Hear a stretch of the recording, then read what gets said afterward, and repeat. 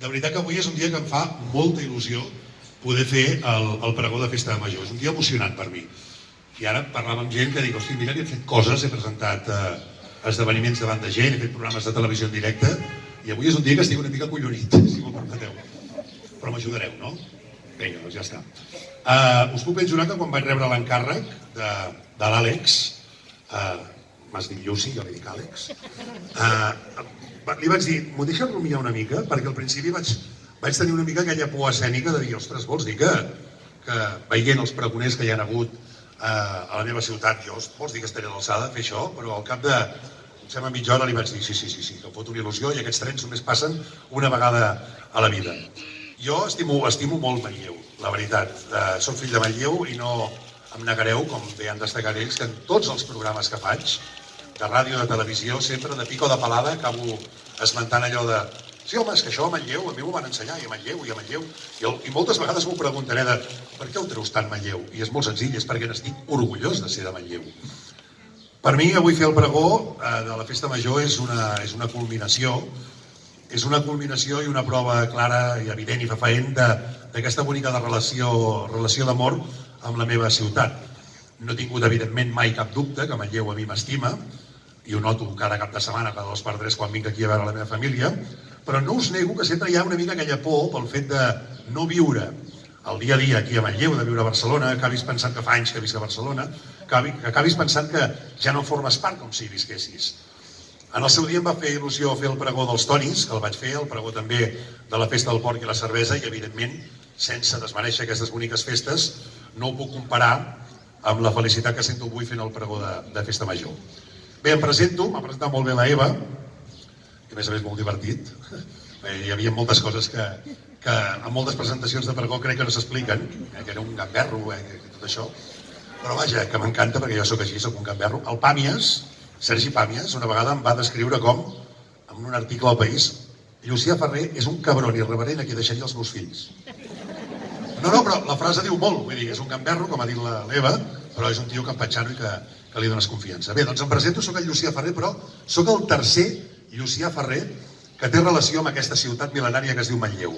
I soc producte de la unió de 2 famílies, la Ferrer, la de Manlleu de tota la vida i del carrer Sant Domingo, i de la família Pons, que és mig de Call d'Atenes i de Cantoni Gros.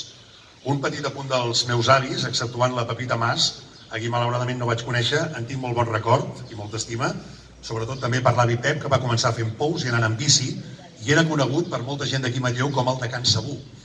De Can Sabú li deien així perquè era moreno i ben plantat.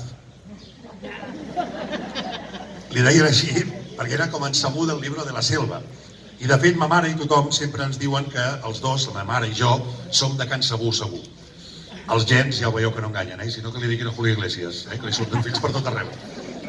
Bé, i per part del meu pare, la Pepita Prat, una senyorassa ben plantada de Cal Rellotger de Vic, que es va casar amb en Llucià Ferrer, l'original, Llucià Ferrer, que treballava a Can Serra més de 50 anys que hi va treballar.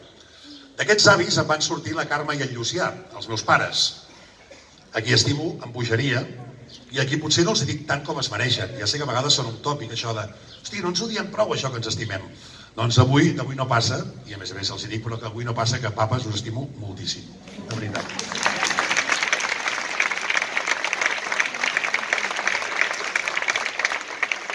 De la Maria Carme, la mama de Can Sabú, i del Llucià Ferrer, el papa, Llucià Ferrer II, si fóssim monàrquics, que no ho som, em vaig sortir jo i el meu bessó, en Pep. Per cert, a casa, suposo que molts ho sabeu, al carrer del Pont sempre hi hem tingut la gestoria Llucià Ferrer, i deixeu-me que faci un petit apunt per donar les gràcies al meu pare, perquè, pobre home, ha hagut d'aguantar moltes vegades allò de hòstia, Llucià Ferrer, tu ets el de la ràdio, ets el de la tele. I el meu pare, no, és el meu fill. Papa, gràcies, això va molt sou d'aguantar-me. Doncs el 1978 vam arribar 2 manlleuencs criats al principi en un pis del carrer Fleming, número 16, molt a prop d'aquí, i rapidíssimament vam traslladar-nos al barri de Vistalegre perquè les 2 bèsties tinguéssim una mica més d'espai i una mica més de metres per córrer. No eren 2 bessons, quiets, ens deien zipi-zape, la Eva ho ha explicat abans, i més endavant, després d'aquests bessons, va arribar la Núria, que és la nineta dels nostres ulls, i també la de mig poble, em consta, perquè és molt guapa. I tots 5 vam créixer a Vistalegre, en un veïnat molt agradable i molt tranquil, fent escapades contínuament al Fogorull, O al Molinot, en bicicleta, qui tornava sempre amb els genolls pelats, evidentment, era jo, esclar, l'esverat de casa, un esverat amb picardia i des de ben petit. Quan era un nen de 13 i 14 anys, i combinant els estudis al Carme, com ha explicat l'Eva, ja se'm va despertar la vena comercial i empresarial, digue-li com vulguis. I aquesta anècdota és molt bona, que us explicaré, allò que em diu que una cosa porta a l'altra. Ma mare em castigava en collir pinyols quan feia alguna malifeta, pinyols dels cirerers que teníem al jardí de Vista Alegre. I em donava un cèntim, una pesseta, perdó, per cada pinyol. 100 pinyols, 100 pessetes. I rumiant, durant algun dels meus càstigs, un dia vaig dir, hòstia, són molt bones aquestes cireres. Les vaig començar a guardar en bossetes i les vaig començar a vendre pel veïnat de Vista Alegre. La cosa es va acabar quan un bon dia ma mare, comprant el pa aquí a Manlleu, un veí li va dir, hòstia, Mari Carme, són molt bones les cireres de casa teva, I ma mare, com ho saps? Diu, colla, el teu fill les passa a vendre casa per casa.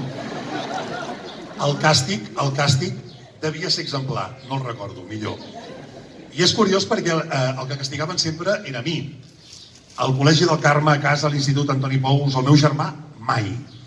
És cert que els bessons tenim un lligam especial, no allò que diuen, ai, quan algú li fa mal al colze, l'altre bessó també. No, això és una tonteria. Però sí que és veritat que tenim un lligam especial als bessons i que encara a dia d'avui el tenim. Jo sé que està patint més que jo avui. És molt bo, però ell és més petit que jo. Reconec que no ha de ser fàcil, Pep, tenir un bessó com jo al costat. Un és a la nit i l'altre al dia, Però tot i així ens estimem moltíssim. El meu germà m'ha ensenyat que la vida tot és qüestió d'equilibris. Les meves facetes de lideratge, com deia l'Eva, d'impaciència, d'aquesta incontinència verbal, que sempre parlo pels descosits, doncs si les combinem bé amb les de ser pacient i donar dues voltes a les coses, com diu el meu germà, donen un equilibri que funciona. És a dir, allò que del poc a poc i bona lletra, doncs, que m'ho deien les professores del Carme Badruna, doncs encara a dia d'avui m'ho diu el meu germà i em va molt bé.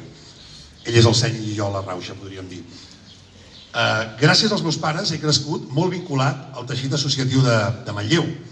El meu germà i jo vam ser cordonistes de la Festa dels Tonis, hem ballat durant molts anys al Ball del Ciri, vam participar als pastorets a la gran i famosa passió del Teatre Centro, que no tenia res a envejar a la Dolesa i a la d'Esparreguera, una gran passió.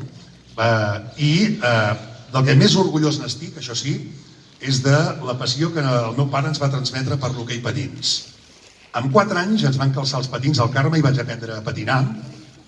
I van ser uns anys meravellosos practicant l'hoquei patins per a l'equip del poble, fent amics que encara avui perdonen i que en tinc avui per aquí, que em fa molta il·lusió que siguin aquí, i aprenent que la vida es guanya i es perd, i acabant enamorant-me d'un esport i d'uns colors que mai més es perdran, com és el Club Patí Manlleu.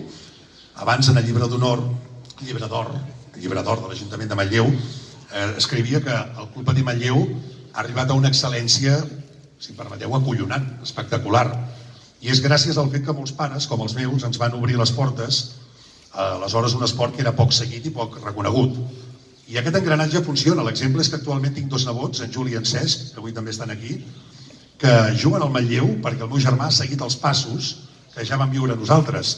I jo, que al setembre seré pare, també faré el mateix amb en Màrius, i ara em menys excusar mai. El Club Patí Manlleu és un club sense aires de grandesa que amb molt esforç dels manlleuencs, entitats i de moltes generacions ha arribat a ser un referent arreu del país. Per tant, també gràcies a tots per donar-hi suport i per creure-hi, perquè tots l'hem fet gran, el Club Patí Manlleu.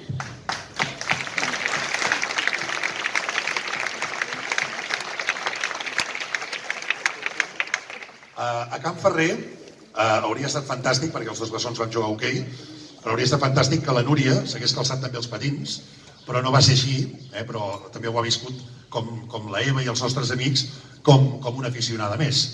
Deixeu-me que faci un incís de la meva germana, perquè és la nineta dels meus ulls, i avui no vull que passi per alt. La seva arribada, evidentment, a la meva família, imagineu-vos, arriben uns bessons, mal parits, si m'ho permeteu, que érem esperats, i al final arriba la nena, i la seva arribada va ser allò que es diu la guindilla. Algú que va escriure el guió de la vida dels meus pares el va escriure molt bé, no? Allò arriben uns 2 bessons i al cap d'uns anys, patam, la nena. Està ben fet. Ni el Tarantino a les seves millors èpoques, això. La Núria, orgullosa molt dels seus germans i enamorada dels seus pares, la Núria ens va fer grans, el meu germà i a mi, ens la disputàvem per tenir-la en braços, la protegíem com 2 vigilants de seguretat, i a més hi ha un factor molt bonic i romàntic que crec que potser, no hi crec molt en aquestes coses, però que podria ser el Carme, I és que el Carme ens ha regalat a la meva família tenir la Núria, que és clavada a la iaia Pepita, que és que el meu germà i jo no vam conèixer, malauradament. Rossa, amb uns ulls blau-verds molt bonics. La Núria està a l'alegria en majúscules de Vius de Tània número 10. I la Núria, agafo l'exemple de la Núria per dir i destacar que forma part d'una generació de joves, crec, que estan molt orgullosos de ser de Manlleu. Jo, la paraula orgullós, crec que he començat el pregó explicant això, que estic orgullós de ser de Manlleu, manlleuenc, i crec que aquesta generació de joves tenen un sentiment que potser els que som una mica més grans, miro l'alcalde, vull dir que en realitat som joves encara, però que els que som una mica més grans no teníem tan arrelat aquest sentiment d'orgull, crec. I és que Manlleu, amb el pas dels anys, ha anat agafant pes, imatge i protagonisme a la comarca d'Osona, on fa uns anys tot s'ho emportava la capital, Vic, i ara ja no és així, a dia d'avui.